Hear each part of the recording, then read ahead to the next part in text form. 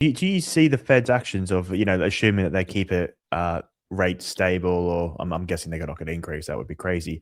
It's not going to have an impact on inflation whatsoever, especially during a supply shock and a price shock. So do you think there's actually maybe the better thing, especially if we are seeing this real weak economic data below, is actually for them to continue to cut? Look, they won't, but Yeah. they should, but they won't.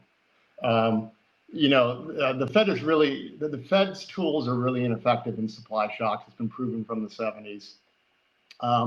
They made a mistake. They made a policy error, I think, in one of those supply shocks where they raised rates, and that caused an even deeper recession. And then they had to reverse course, cut, then they had to raise again. So they don't want to get whipsawed by this, is what I think. And eventually, when the data gets so bad economically, and corporations start lowering earnings projections and revenue and layoffs begin in earnest, they'll quickly change course. What I suspect is going to happen is the 2-year and the 3-month T-bill will start to move ahead of the Fed and go lower in yield once the economic damage becomes evident to the bond markets.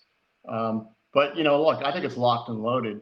And I don't know if people have noticed, but the long end really hasn't sold off that much given the headline inflation spike.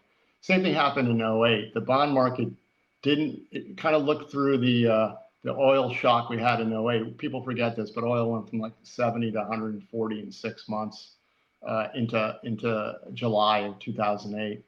And the long end didn't react to it because the long end was already starting to sniff economic weakness. So the 30-year and the 10-year are holding up fairly well given the headline inflation numbers, because I think they're anticipating a growth scare. Hey everyone, thanks so much for watching this clip of What the Finance interview.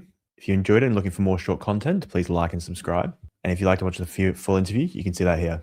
Thank you so much, and see you on the next one.